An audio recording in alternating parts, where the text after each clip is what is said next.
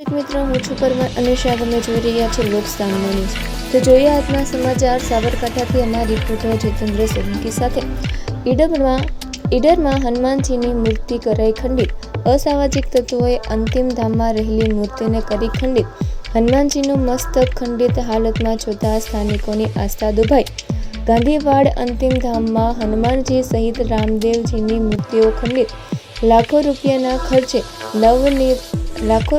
ખર્ચે નવીનીકરણ કરવામાં આવેલ અંતિમ ધામ અસામાજિક તત્વોનો અડ્ડો। નગરપાલિકા સંચાલિત સ્મશાન ખાતે હિન્દુ દેવી દેવતાની મૂર્તિઓ ખંડિત હાલતમાં। નગરપાલિકા દ્વારા કરવામાં આવતા સાફ સફાઈના દાવા સંપૂર્ણ પોકળ સાબિત। મૂર્તિઓ ખંડિત હાલતમાં જોતા પાલિકા સહિત અસામાજિક તત્વો સામે રોષ।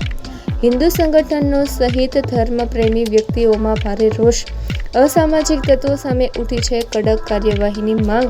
તો ફરી મળીશું એક નવા સમાચાર સાથે। ત્યાં સુધી જોતા રહો લોક સામના ન્યૂઝ।